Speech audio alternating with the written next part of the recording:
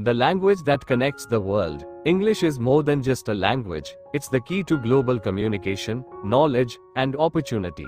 Spoken by over 1 billion people, it unites cultures, fuels innovation, and opens doors to endless possibilities.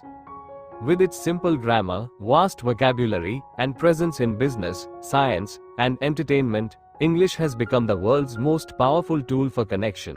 Whether you are traveling, learning, or building a career, mastering English unlocks a universe of opportunities. English isn't just a language, it's your gateway to the world.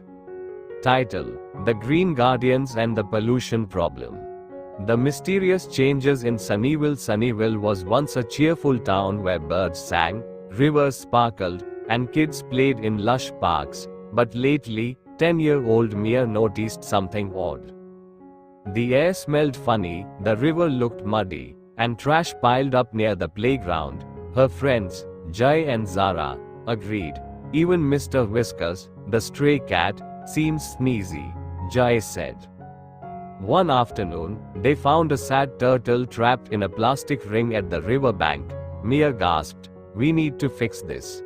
Zara nodded, "But how?" Just then, they spotted a poster, "Green Guardians Wanted, Meet at the Community Garden."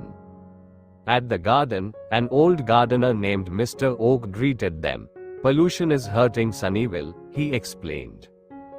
"It comes in many forms: air, water, land, and noise.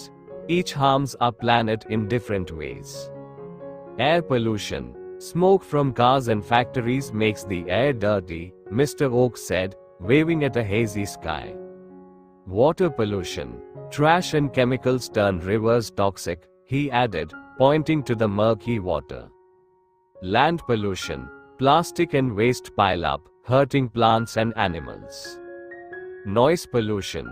Loud noises scare wildlife and disturb peace.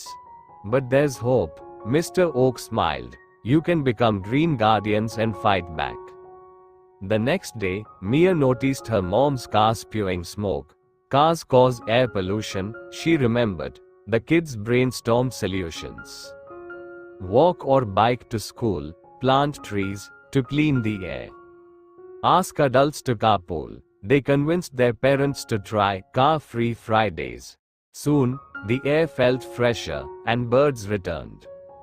At Sparkle River, the friends found fish floating belly up. Water pollution, Zara cried. They learned. Never litter. Trash washes into rivers. Use reusable bottles instead of plastic.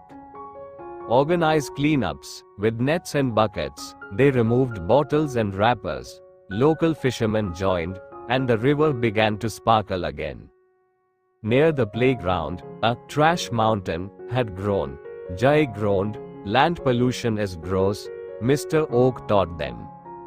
Recycle paper, glass, and plastic. Compost food scraps. Say no to single-use plastics. They held a zero waste week at school, swapping chips in plastic bags for fruit in reusable containers. Even the cafeteria started composting. One night, construction noises kept Mia awake. Noise pollution hurts animals too, Mr. Oak said. The kids suggested. Use headphones for loud music. Plant trees to muffle sounds. Keep voices down in nature. They convinced the town to create a quiet zone near the forest. Soon, owls hooted peacefully again. Weeks later, Sunnyvale transformed. The air was clear, rivers gleamed, and parks buzzed with life. The mayor awarded the kids medals, but Mia said, "The real heroes are everyone who helped." At a celebration, Mr. Oak announced, "Pollution isn't gone forever. We must stay vigilant." The crowd cheered, "We'll protect our planet." Months later, Mia spotted Mr. Whiskers chasing butterflies, healthy and happy. Tourists visited Sunnyvale to learn its secret. The Green Guardians smiled, knowing small actions create big changes. Moral: pollution is a problem, but together, we can solve it. Reduce, reuse, recycle, and always care for Earth. The end.